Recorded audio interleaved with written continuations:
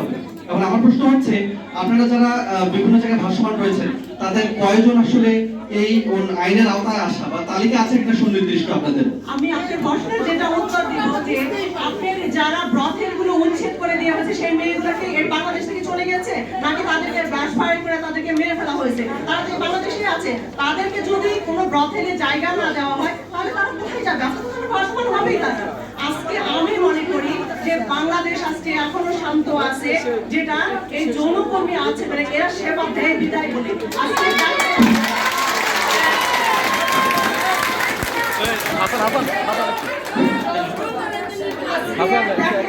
আপনাদের পত্রপত্রিকায় আমরা করে থাকি প্রতিদিন প্রতিনিয়ত যে ছোট ছোট 6 থেকে 5 থেকে 10 বছরের মেয়েরা নির্যাতন নিপীড়নের শিকার হচ্ছে, যৌন হয়রানি হচ্ছে। কিন্তু যদি আজকে এই ভাসমান যৌনকর্মী না থাকতো তাহলে এই দেশটা কি উপায় হতো?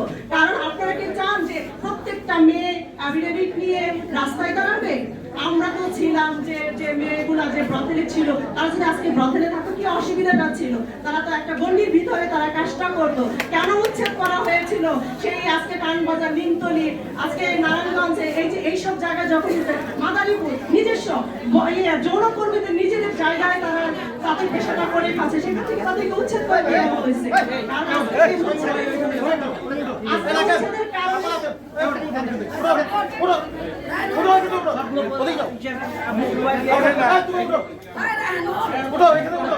ভাই বসেন বসেন ভাই বসেন বসেন আপনি এত চেতেন কা? বসেন বসেন বসেন হ্যাঁ বসেন, বলেন বলেন আপা বলেন।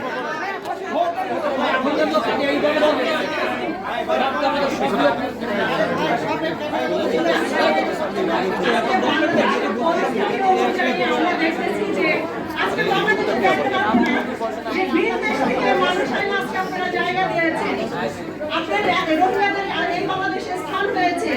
আজকে সেই রোহিঙ্গা যদি স্থান পায় তাহলে এই বাংলাদেশে তারা ভোট দেয়, তারা জন্মসূত্রের মালিক এই বাংলাদেশ।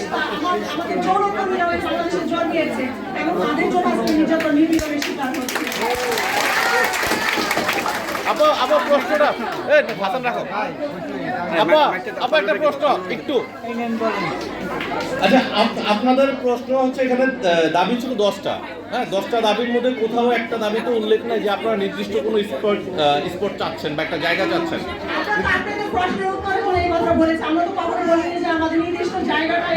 আপা আমার প্রশ্নটা একটু শেষ করতে দেন।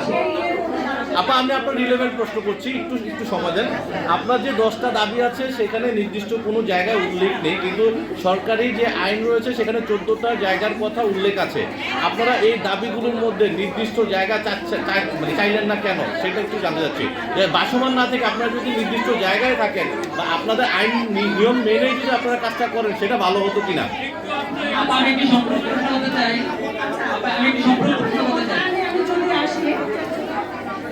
আমাদের এখনো বাংলাদেশে 11টা ব্রথেল রয়েছে।